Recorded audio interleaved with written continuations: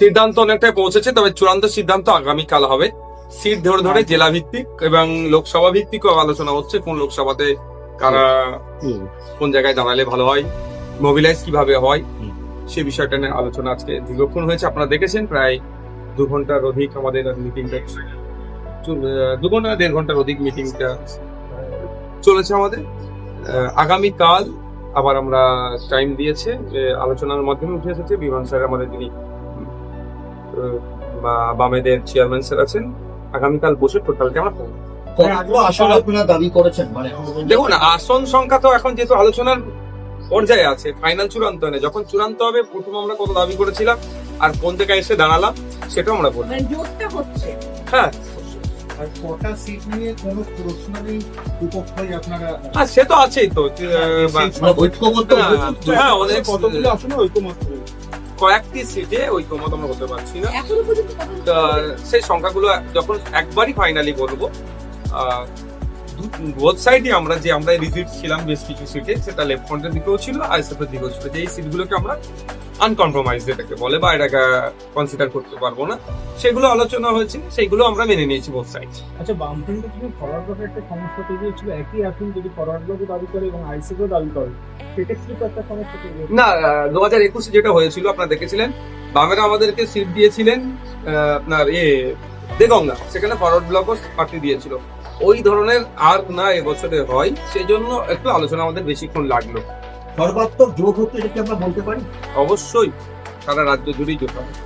BJP তৃণমূলের বিরুদ্ধে সারা রাজ্য জুড়ে লেফট ফ্রন্ট, আইএসএফ আর অনেক সামাজিক সংগঠন যুক্ত হচ্ছে, আর অনেক রাজনৈতিক দল আছে, যেগুলো সময়ের সাথে সাথে পাবলিশ করবো। আপনারা তো বামেদের সঙ্গে আছেন, আলাদাভাবে অন্য কোনো সংগঠন, অন্য রাজনৈতিক দল থেকে আইএসএফ কি আলাদা?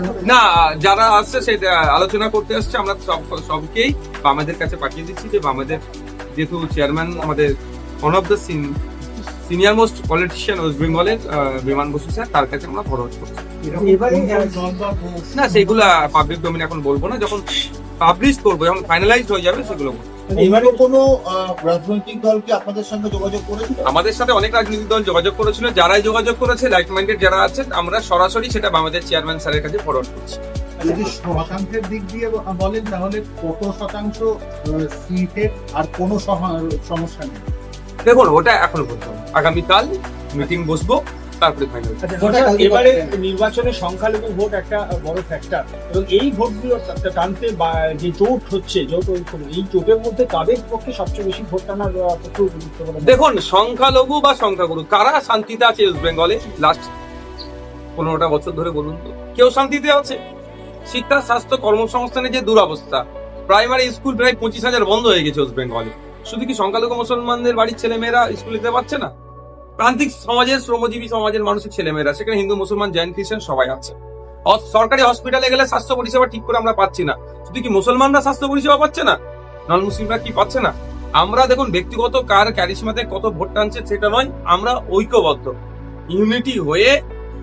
ঐক্যবদ্ধ হয়ে আমরা সংখ্যালঘু থেকে সমস্ত মানুষের ভোট আমাদের পক্ষে চাইবো, এবং আমাদের ম্যানিফেস্টো থাকবে সেখানে আমরা কি কি করতে চাই। তার মধ্যে একটা কথা শুধু বলতে পারি, একটা সরকার আসলে 5 বছর সময় পাই, 5 বছরে 5টা জেলাতে আমরা 5টা আরজিকর, পিজি, এনআরএস এর মতো স্টার সরকারি হসপিটাল বানাবো।